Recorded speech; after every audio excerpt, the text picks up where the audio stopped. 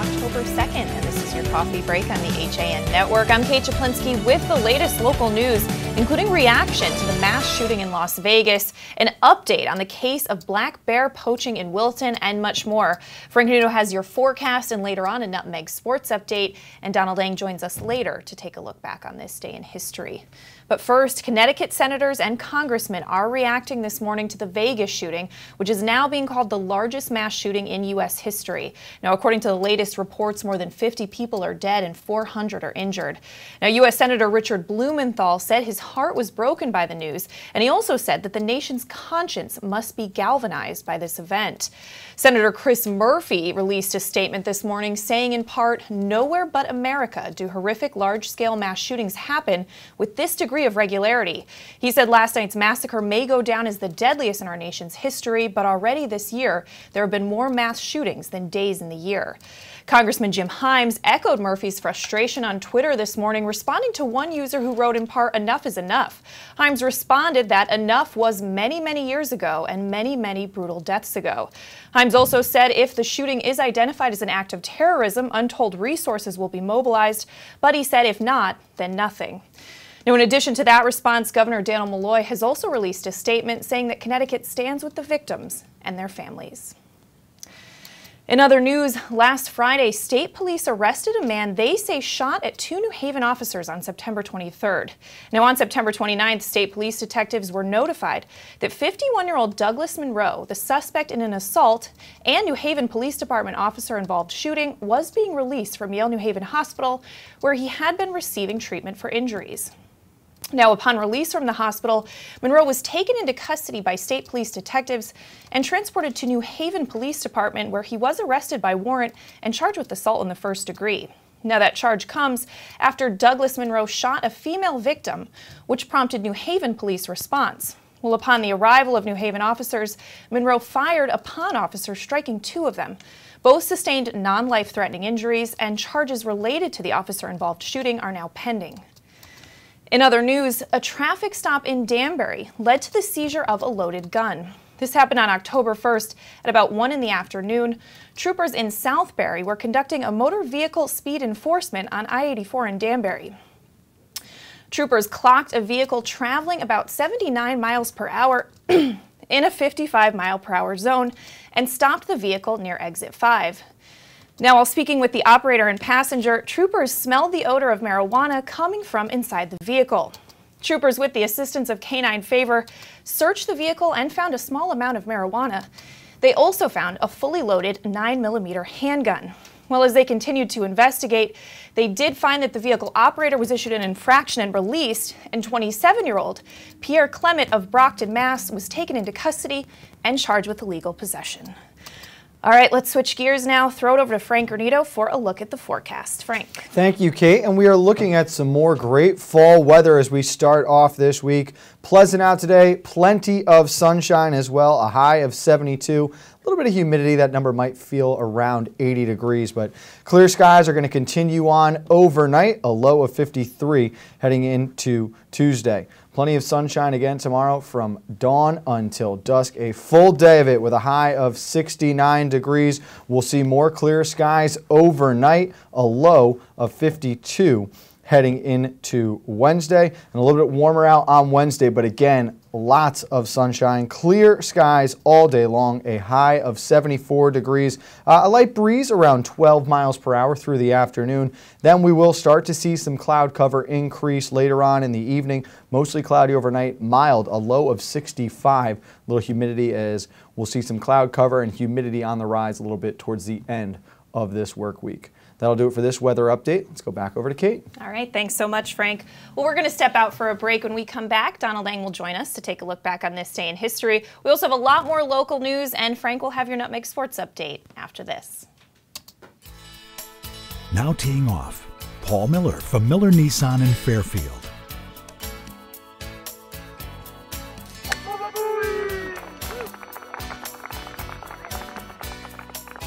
Excuse me, Mr. Miller. What about my new Sentra? Right now, lease a 2017 Sentra S for only $97 a month. He is never going to retire. UK Gourmet is the largest specialty grocer in the area, featuring food from England, Ireland, Scotland, and Wales. Over 80 teas to choose from and a brilliant assortment of biscuits to go with them. Over 70 cheeses from grass-fed cows, which makes a smashing difference in taste. The creamiest chocolate you'll ever taste using no artificial colors or preservatives. So say hooray for UK Gourmet, 78 Stony Hill Road in Bethel, or visit ukgourmet.us. At InSports Trumbull, the game is always on inside. Registration is now open for our fitness training programs for high school athletes. The InSports Performance Center is offering blast speed classes, athletic functional movement assessments, and both men's and women's elite speed and strength training. Our premier programs help bring athletes to the next level.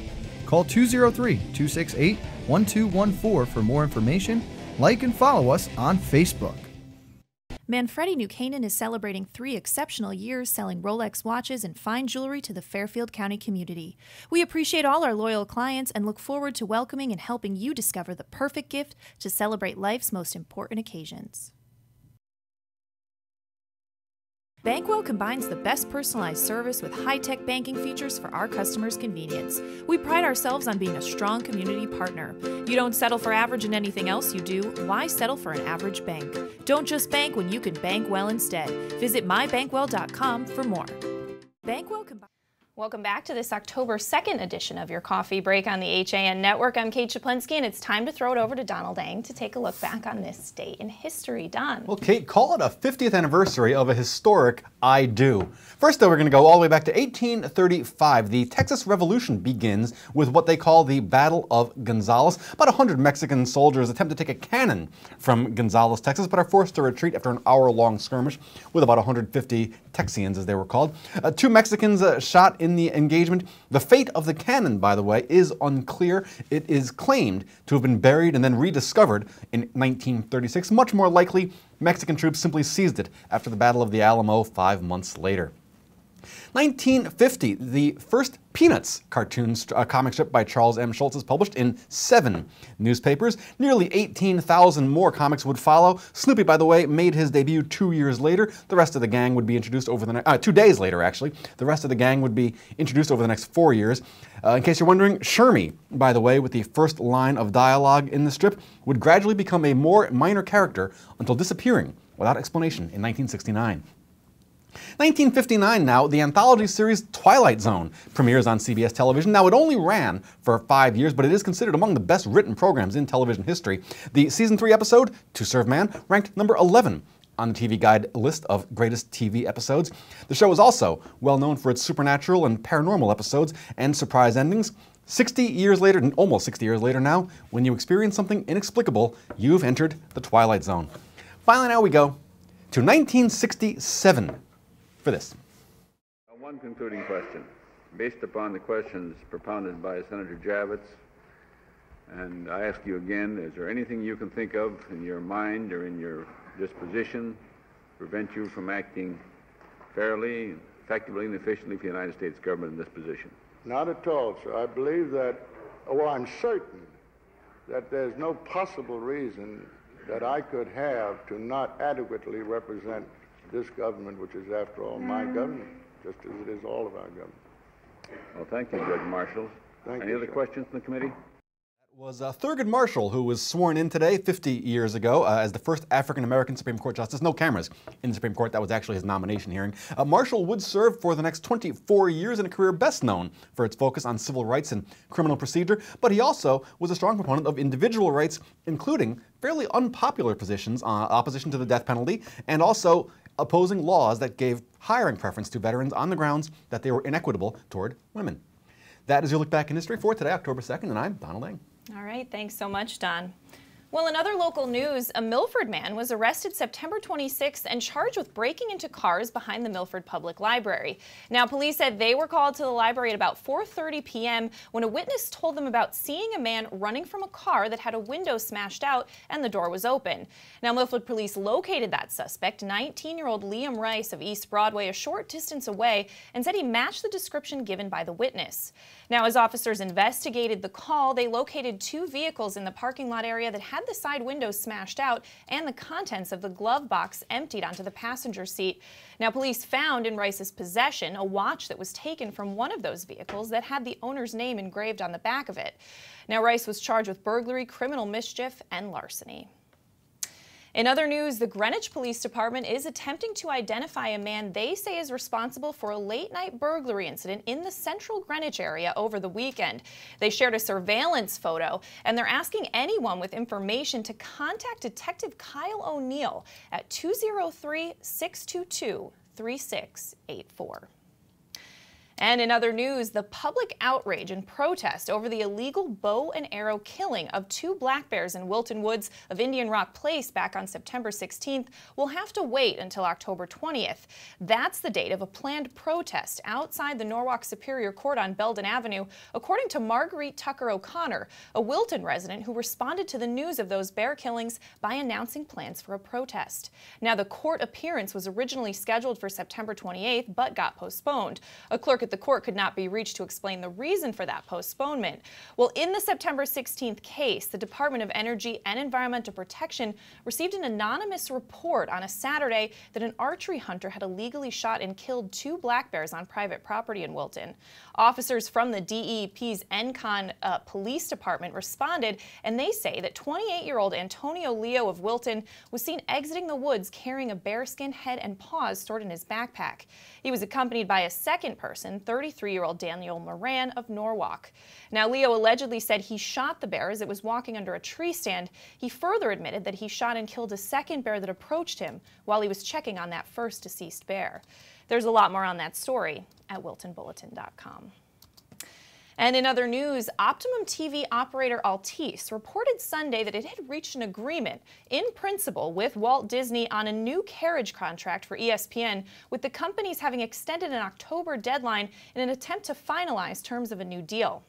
Now, Hearst, Connecticut media reports that Disney acknowledged in late September the contract standoff with the suggestion it could impact not just Bristol-based ESPN on Optimum, but other TV networks it owns, including ABC and the Disney Channel. Well, Altice had described the sides as hundreds of millions of dollars apart in that new deal. And in other news, in Stratford, the name for the new Bunnell High School Fieldhouse will be decided by the community. Board of Education members voted unanimously last Monday to establish a committee that will hear from residents on who the new Fieldhouse should be named for. Now, Board Chairman James Feehan said that the formation of the committee is part of the board's rules and regulations.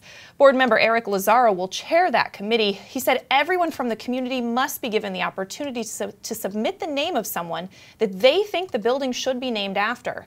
Now, many Bunnell supporters and alumni have petitioned for the field to be named for the former Bunnell football coach Bob Mastroni. Several residents have voiced such concerns during town council public forums. Feehan said he would also like for the building to be named for Mastroni, calling the former coach a phenomenal citizen of the community.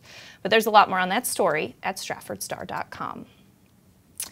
And in other local news, the old Silver Mine Tavern of Norwalk is now Gray Barns on Silver Mine River. Just a few hundred yards from the New Canaan border on Mill Road and Silver Mine Road, that old large country inn has been recreated into 2 smaller properties, Inn at Gray Barns and the Tavern at Gray Barns. Now, they opened in early September. The old inn had 12 guest rooms. The new inn has just 6 king suites. The old restaurant had around 250 seats, but the new one's smaller with only 100 seats. Now, the footprint of the building has been reduced by 30% back to the original core, according to owner Andy Glazer of the Glazer Group. Now, the Gray Barns building has a history going back to the early 1800s, when the property was a stagecoach stop and a small textile factory with the mill. It later became a village meeting place and an artist outpost. And during the Prohibition of the 1920s, it was a speakeasy and then gained acclaim as a classic country inn, a landmark of the Silver Mine Historic District from the 1960s until 2009. But there's more on that redesign at ncadvertiser.com. And the once popular Milford Harbor Duck Race, which saw its last run in 2015, may be coming back. The United Way and the Woodruff Family YMCA are in discussions with representatives of the now closed St. Gabriel School to buy the 10,000 rubber ducks and related duck racing paraphernalia with the hope of restarting the race as a fundraiser for their organizations. Now, the Milford Harbor Duck Race started in 2008, organized by a group called the Catholic Elementary Schools to raise money for 3 schools then located in Milford: St. Gabriel, St. Anne, and St. Mary. Well, St. Anne closed in 2010 and then St. Gabriel closed in 2016, at which point the organizers canceled the race. Well, the race was a popular event, and according to United Way President Gary Johnson, it was a successful fundraiser, netting $50,000 in its last year. He said the YMCA and United Way have been negotiating the price of the equipment, which includes the ducks, several duck costumes, some duck merchandise, and nets to retrieve the ducks from the water. More on that story at milfordmirror.com. All right, let's throw it over to Frank Granito now for our Nutmeg Sports Update. Frank. Thank you, Kate, and let's start with the week winners for the fall season, week number 2. They were Bailey Sienna Tiempo of the Trumbull girls volleyball team and Joshua Smith of the Bridgeport Central boys soccer team. Congratulations to both those athletes. Sienna Tiempo filled the stat sheet for the Eagles in their 3-2 victory over the defending conference champion Stanford Black Knights on Tuesday. The freshman had 14 kills, 11 digs, and 13 service points, along with a pair of aces. Joshua Smith for the Hillshoppers boys soccer team powered the Central offense in their 3-0 win over Staples. In a meeting between 2 of the FCX top teams, Smith scored twice for the Hilltoppers as Central continued their hot start. They are now 3-1-2 on the year. Congratulations to both of Week 2's winners. For the Week 3 nominees, tune in to Nutmeg Sports this afternoon at a special 3:30 as we get ready for girls volleyball on the HAN network. St. Joe's will host Danbury in a matchup featuring 2 division leaders, and we will have your nominees for Week 3 at the start of that show. Also, something to keep an eye on as we look back at the weekend's football scores. New Canaan defeated previously unbeaten West Hill 49-7. Trumbull tops Trinity 35-27. Capital Prep out of conference rolls over Danbury 40-22, and Darien has stretched the win streak to 28 games now. The Wave continuing their success 53-7. They defeated the Stanford Black Knights. We'll have a wrap-up of those games on Nutmeg Sports, and we'll look ahead to tonight's 2 games in the conference. Greenwich plays their home opener. They host the Norwalk Bears, and St. Joseph will travel to Wilton. Those games at 6 and 7. That'll do it for this Nutmeg Sports Update. For now, though, let's go back over to Kate. All right, thanks so much, Frank. Well, we're going to step out for a break, and when we come back, we're going to recap some of the top stories we're following on your coffee break after this. If you've ever thought about owning a motor coach or learning about what it's like to travel the open road in superior style and comfort, then contact Dave's RV Center in Danbury, Connecticut. Offering the best quality Class A motorhomes from Newmar, travel trailers and fifth wheel lines from Surveyor, and a toy hauler line from Work and Play. Choose from Newmar's Gas Line, Baystar and Canyon Star, or from Newmar's Diesel Line, Ventana and Dutch Star. And with unparalleled service and maintenance, Dave's RV is committed to keeping you and your motor coach safely on the road and enjoying it to the fullest. Stop by their showroom, 2 Industrial Plaza Road, Danbury, Connecticut, or call 877-483-3866. At Portofino Restaurant and Wine Bar in Bethel, fresh and simple food is our concept. Owned and operated by brothers Rocco and Louie, Portofino has a distinct and diverse food and drink menu. Open Tuesday through Sunday. Come join us for live local music on Tuesdays and Sundays, Wednesday nights for mouthwatering prime rib, and every Thursday night is ladies' night. Planning a party? All our catering menus are personalized to suit your event and your budget. Join us at the Dolan Plaza, 213 Greenwood Ave, Bethel, and call us at 203-797-8131. Like us on Facebook. Dr. Stephen Molinaro and Peter Healy of Family Practice Dentistry and Laser Dental Care have served Ridgefield for over 22 years. Experienced staff offer gentle drillless techniques, preventative care, and cosmetic procedures in a relaxed environment. Grateful for the community's trust and support through the years, new patients and their families are welcome. Call today. At Art Play in Ridgefield, we encourage students at a young age to unleash their creativity. Art Play is about hands-on exploration of mixed media, acrylic, and collage for ages 4 to 12. Older kids welcome. Classes meet weekly at Jesse Lee Church, Main Street, Ridgefield. Find us on Facebook at Art Play at Jesse Lee. Whether you're looking for a great test prep program, tutoring to boost your grades, or a blast-off tour with the college of your dreams, C2 Education is here to help. There is nothing one-size-fits-all about our programs. We offer customized tutoring and test prep for each student. Call us today at 203-423-3328. Whether you're looking... Welcome back to this Monday edition of your Coffee Break on the HAN Network. I'm Kate Czaplinski, recapping some of the top stories we're following today. Connecticut senators and congressmen are reacting this morning to the Vegas shooting, which is now being called the largest mass shooting in U.S. history. According to the latest reports, more than 50 people are dead and 400 injured. U.S. Senator Richard Blumenthal said on Twitter that his heart was broken by the news and that the nation's conscience must be galvanized. Now, Senator Chris Murphy also released a statement saying, in part, nowhere but America do horrific, large-scale mass shootings happen with this degree of regularity. Murphy said last night's massacre may go down as the deadliest in our nation's history, but already this year there have been more mass shootings than days in the year.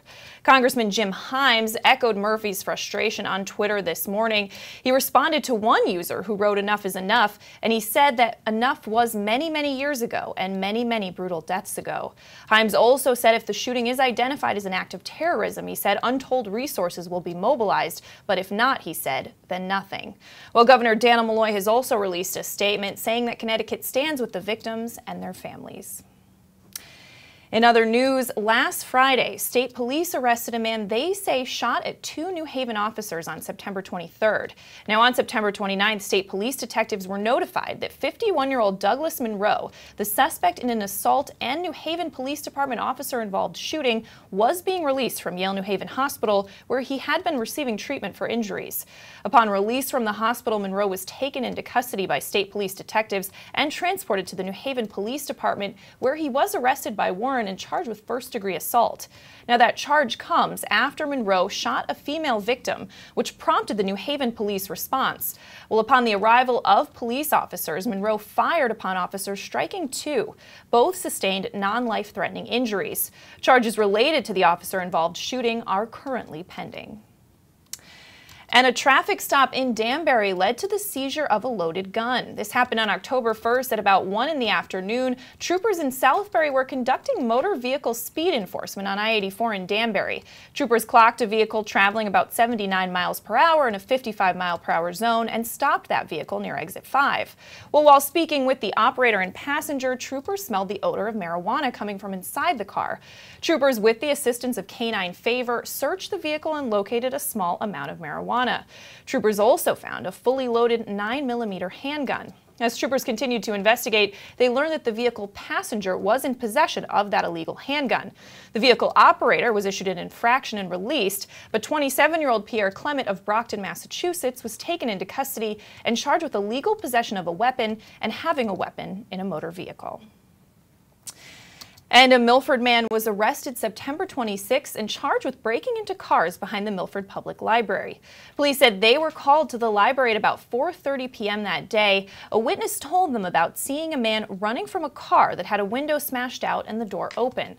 While police located the suspect, 19-year-old Liam Rice of East Broadway, a short distance away, and said he matched the description given by the witness. As officers investigated the call, they located 2 vehicles in the parking lot area that had the side windows smashed out and the contents of the glove box emptied onto the passenger seat. Now, police found in Rice's possession a watch that was taken from one of those cars that had the owner's name engraved on the back of it. Well, Rice was charged with burglary, criminal mischief, and larceny. All right, let's take one final look at the forecast with Frank Gordito. Frank. Thank you, Kate. And again, just perfect fall weather going on right now as we see mostly sunny skies for the day, pleasant conditions as well. A high of 72 expected this afternoon. A little bit of humidity. That number might feel more like 80, but it's going to stay clear overnight, dropping down with a low of 52 before Tuesday. A little cooler on Tuesday, a high of only 68 degrees. Again, though, a full day of sunny skies. That number will feel like 68 with humidity back down. Clear skies overnight and a low of 52 before Wednesday. Starts to warm up a little bit, sunny out. Pleasant conditions again with a light breeze around 12 miles per hour, a high of 74, and then starting to get a little more mild in the afternoon and early evening. We'll see some increasing cloud cover overnight, a low of 63 as we head towards a little bit of a warmer second half of the week, but we'll keep eyes on that as we get through this work week. That's going to do it for this weather update. Again, we're back at 3:30 this afternoon for a special pregame show, edition of Nutmeg Sports. 4 o'clock, first serve, St. Joe's and Danbury girls volleyball. Kate, back to you. Thanks so much, Frank. And of course, later today we'll have our new poll up for Athlete of the Week. We'll have Athlete of the Week nominees for Week 3 coming out as well at 3:30. All right, we're going to wrap things up here on your coffee break. We will see you tomorrow at 11. Have a great day.